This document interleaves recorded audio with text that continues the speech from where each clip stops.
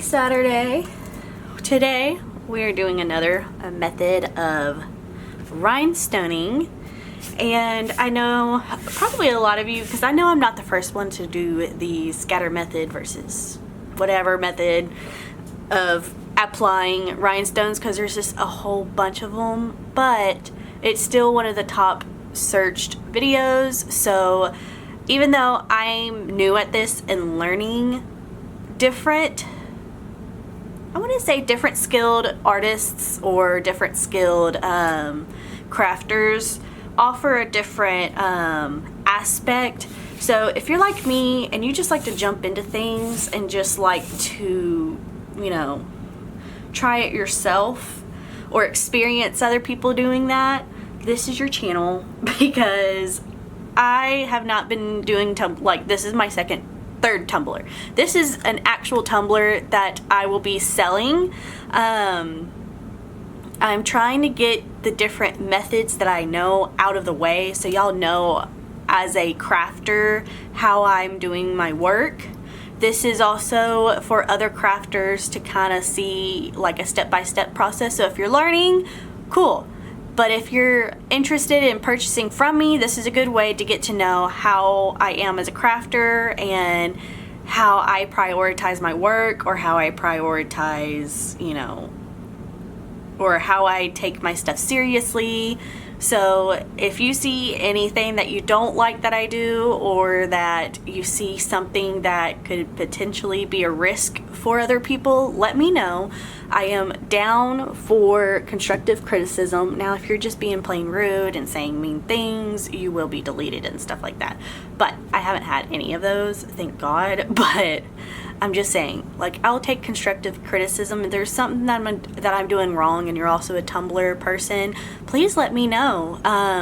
You know, there's no competition or anything like that. Everybody offers a different skill. Everybody offers a different style. And there's some people that, you know, their work looks all the same, and there's some people where their work is genuinely different. And I think that's what's amazing about these tumblers or any crafting thing, is everybody can do the same thing, but everybody does a little different. So with that being said, let's get started to this.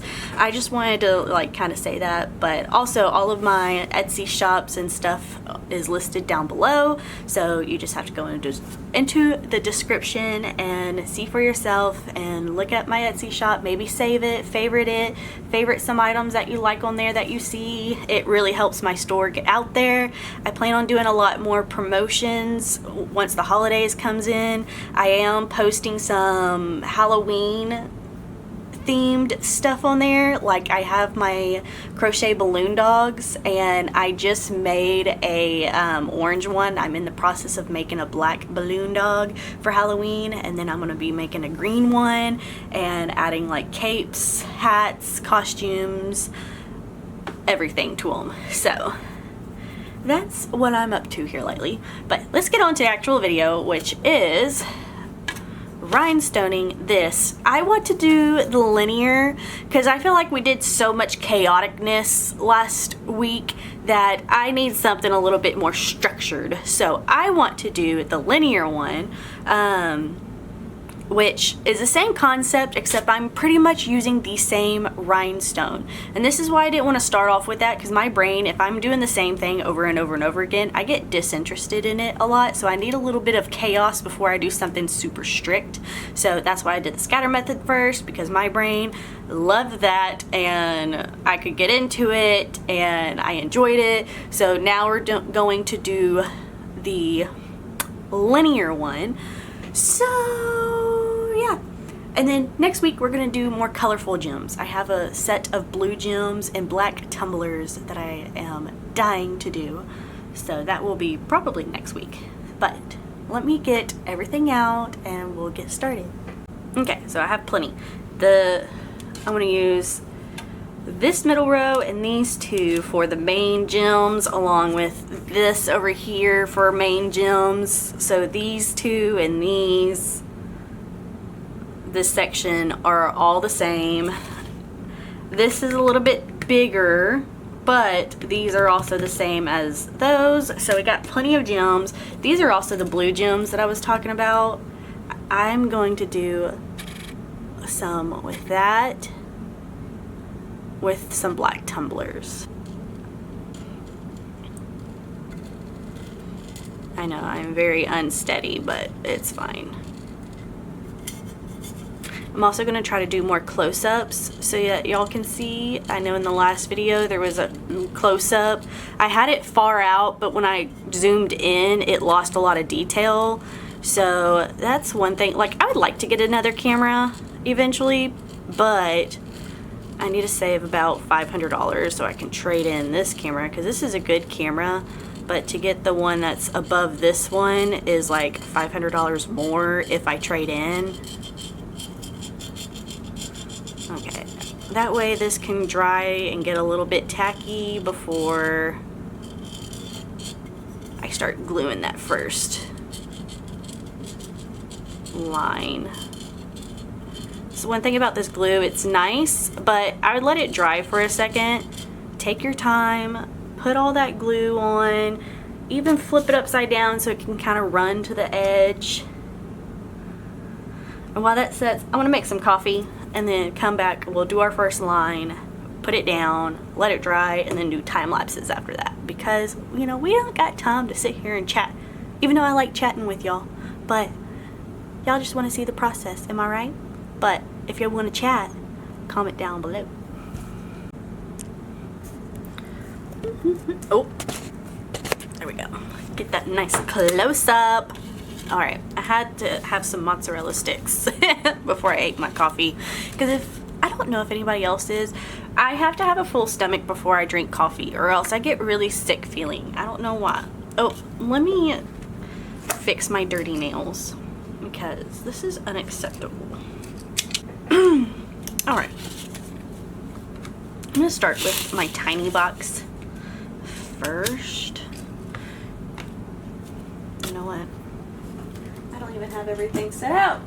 Oh. Use this for now, applying one by one. I don't know where my nifty spoon went. My daughter comes in here and she finds something that she really likes and she'll take it. But I haven't even seen my... Oh, apparently I put it up because she kept getting into it, so...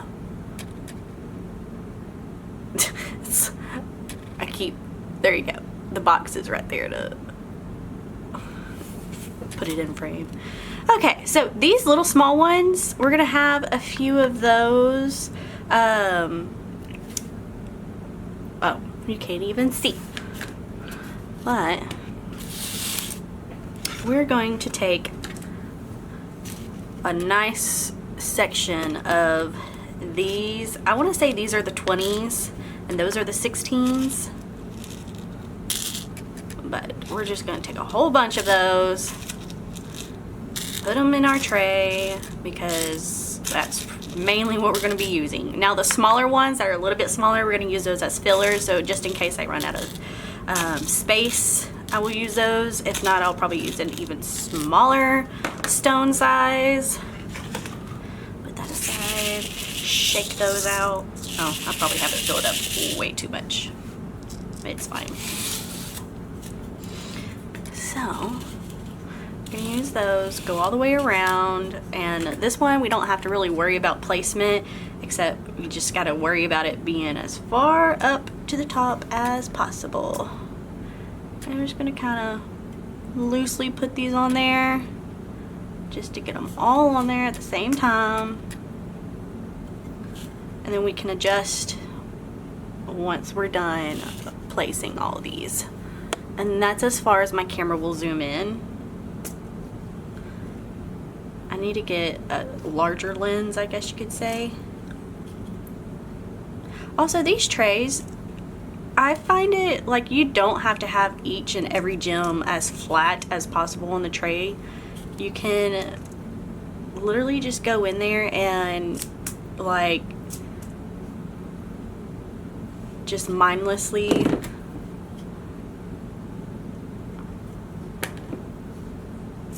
press down and you'll get a gem.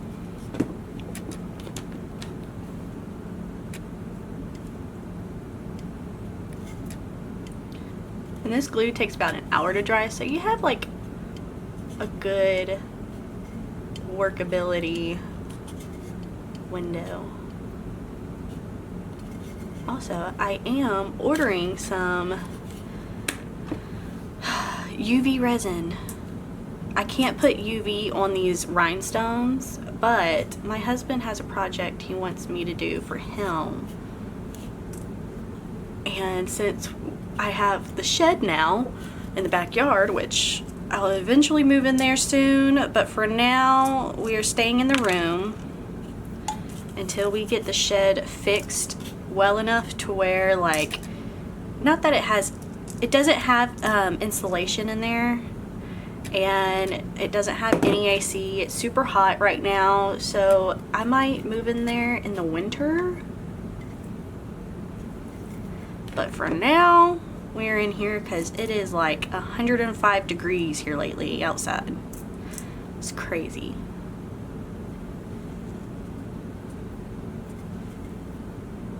And what I've also learned is that it is okay, like the glue is down here, but it's okay to press down and move up, because that glue goes anywhere. Or not goes anywhere, it goes everywhere. Like, it spreads really nicely. Sorry, just using my fingers a little bit because it's really not that crucial. Like, I'm getting more confident with this for sure. Especially now that, I don't know if I told y'all, but I washed my other cup. I'll show y'all what it looks like in a second. I washed it with like a really thick bristle brush and got the extra glue off of it, and I feel like it shines a lot more now.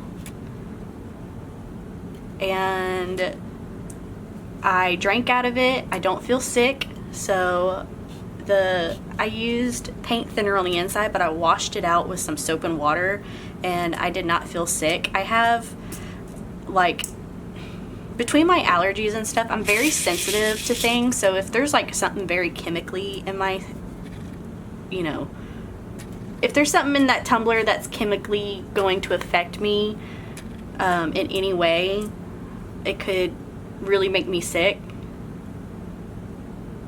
But nope, everything came out fine. I did not feel bad or anything like that, so definitely wash your cups. Especially if you're using, like, the sealer that I'm using on this is a great sealer. And if you use really nice, I don't want to say products, if you use nice materials, I guess, or if you use the proper materials and you use the proper steps to get rid of those materials, such as like paint thinner, or I think even acetone worked. One girl said that she uses acetone because it's not paint thinner. Acetone will get rid of the smaller stuff, but like paint thinner you would use if like you completely mess up a whole tumbler. You should use paint thinner, from what I understand. But yeah, I used paint thinner, which is probably the most harmful thing that I could have used on the tumbler, but I still did not. I rinsed it out really good and washed it really good, because again, I don't want to get sick either. If it makes y'all sick, I don't want it, you know, make it me sick. So it's always, that's why I did my tumblers I was going to use first, so that I could experience, if I did mess up, that I could experience it for myself so nobody else has to. I think that's what makes a good business owner, is trial and error before you send it out, you know, to everybody else. But speaking of that, trial and error, I used to get into the punch needling really, like I was into punch needling for a long time, a very, very good time. And I didn't like how it looked because it looked bushy, if that makes any sense. It looked too thick, too bushy, and the ones that I was seeing on Etsy looked really nice and flat and dainty and detailed, and I was like, how do I get that? And I would look up videos and tutorials and nobody would tell me. Everybody would use the same punch needle, which was like the huge thick ones, and I was getting frustrated because it wasn't looking like the other girls, and I was like, these people are lying or something. Like something's not right here. So I went and just kind of not gave up on it, but just kind of stopped doing it until I was happy with the results, because I don't want to sell a product that I'm not happy with. And I'm glad I did that, because now, okay, wanted to freeze this frame. I add a smaller rhinestone, and I've learned with the linear, do not add a smaller rhinestone. If there's a gap, spread out the other rhinestones evenly, because you need those gaps so that you can decrease in stone size without there being other stones that are different sizes in there, if you know what or if that makes any sense. But you can, it doesn't really make a difference, but I would do that. There was a girl that posted her journey on punch needling, and she used muslin cloth and not monk's cloth. She also used a smaller punch needle and smaller yarn. And so I was like, oh my goodness, which I know a lot of people are like, well, why didn't you just do a trial and error and just keep doing that? And I was like, you know what? When you're a crafty person, trial and error sometimes can cost you a lot of money. And I wanted to stay with something that I knew I didn't have to do that with and that I could perfect right then and there. So I kept crocheting. I kept doing my dishcloths. I did clothes. I did scarves. Now doing the amigurumi stuff. And now doing rhinestones. And, you know, if it's meant to be, it'll always come back and, you know, present itself in different ways, I guess you could say. And that's what it happened is, you know, it came back and I found out that I was using the wrong size stuff, or that I could use smaller size stuff. So yeah, okay, so this is what I mean by filler rhinestones. I was told that if you don't have a spot that that's gonna be too big still. If there's a spot that has a gap, you just put a smaller rhinestone in there and it's barely even noticeable.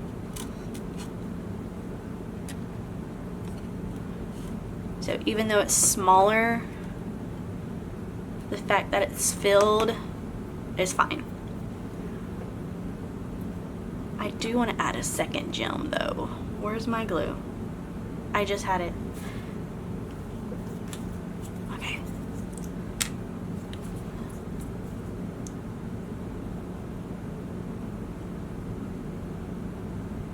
Sorry. Sometimes this glue you gotta be very careful because sometimes it comes right out and sometimes it takes a second. Not that it's thick, it's just very thin.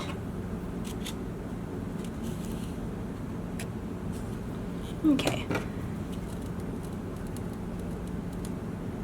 And like all the other sections, we're gonna wait, flip it upside down, let it dry, and that will be our first thing, which these one lined, I'm a very simple kind of gal. Just having that one line on this sparkly cup, I feel like is enough. But, you know, we girls like to sparkle everything. We like to go we like top to bottom sparkle. So, that's what we're going to do, top to bottom. So we're going to let that dry, and then I'll come back and do a time lapse. But, yeah, the whole punch needle thing, I'm going to start that, I think in 2024, I'm going to do more punch needling stuff. Because right now I'm trying to get everything out for the holidays, trying to get, you know, all the products created. I've been taking a lot of product photos, been doing stuff for at least the holidays, like Christmas stuff. I will be making like balloon dogs, but like Christmas style, so I'll be making a white, red, and green one, but I'll already have the green ones made from Halloween. It'll just kind of transfer over into Christmas, and they'll have different accessories such as like Santa Claus hats or elf hats. Maybe your elf on the shelf can have its own little balloon dog, or maybe I'll make smaller balloon dogs for your elf on the shelf, unless you want them to be 7 inches tall. But while I wait on this to dry, I have to package up a purse, because I sold a purse. And I also sell stuff on Poshmark, which I try to do better deals on Poshmark than on Etsy. On Etsy, it's really hard to keep up with all the prices and the shipping and stuff, and I try to keep it all like nice and affordable. But Poshmark, I am so close to being an ambassador. I'm like 83% there. I just have to do a lot of sharing. So if you have a Poshmark store that you would like to be exposed more, or like pretty much free marketing, I will follow. You don't have to follow me back. I already have so many community shares or people that shared my stuff. I need to share other people's stuff.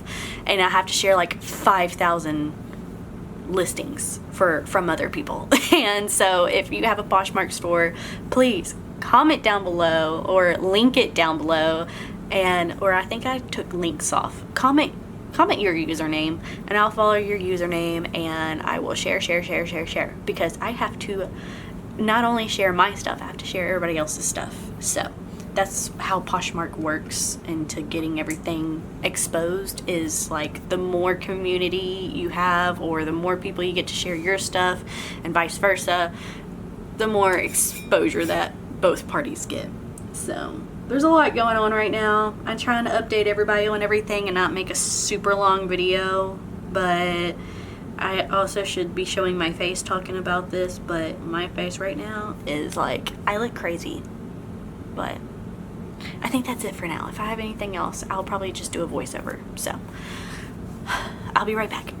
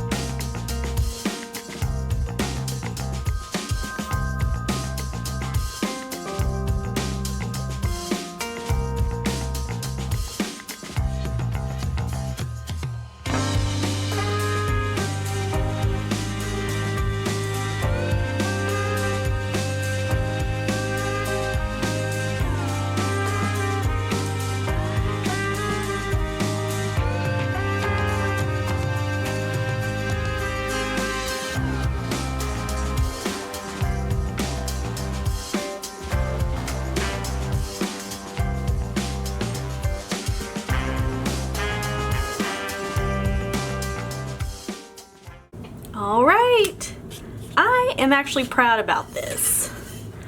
I think I did a good job with the linear. Now, what I am kind of worried about, but I've noticed this on actual other things. First off, right now, I feel like it looks crooked right here because the glue hasn't dried.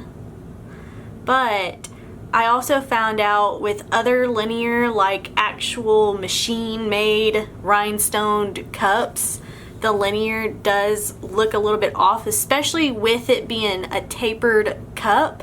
So what I had to do was, if a rhinestone was not linear at all, I kind of had to make the whole row shift around just a tiny bit, a tad bit, just enough to where it still looks linear, but it will have like a V shape to it, because as you're narrowing down to this bottom of the cup, you are losing, you know, rhinestones as you go down, because obviously you can't have 20 rhinestones up here and 20 rhinestones down there. That would mean that the cup didn't taper.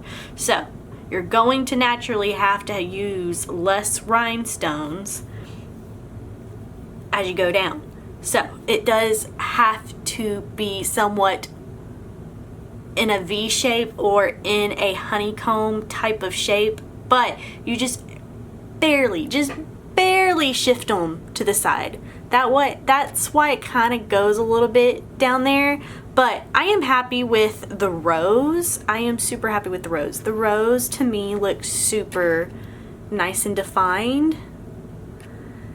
So I'm proud of myself. Now, I did come across a few videos where people are using their Cricuts or vinyl cutters to help them with the placement of tumblers. They even make like tutorials on how you can add these rhinestones pretty much like in 10 minutes or less.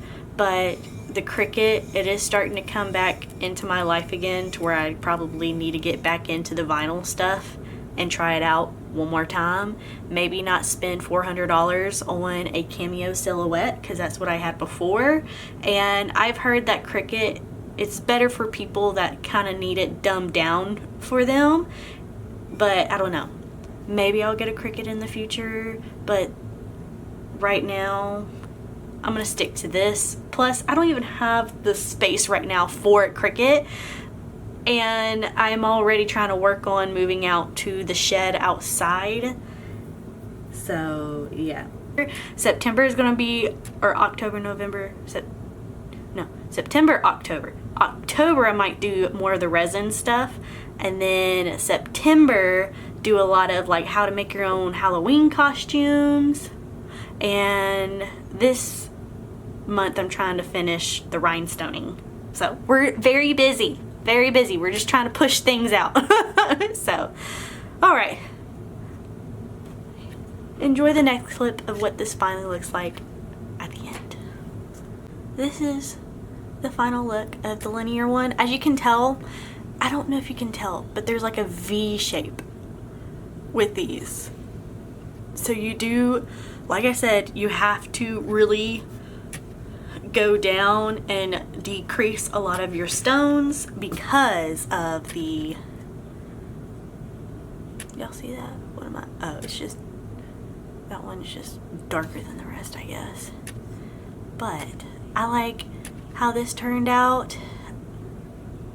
Again, it has like a V shape. I don't know if you can tell right here, but it like starts V'ing out because you're going with the contour of the tumbler.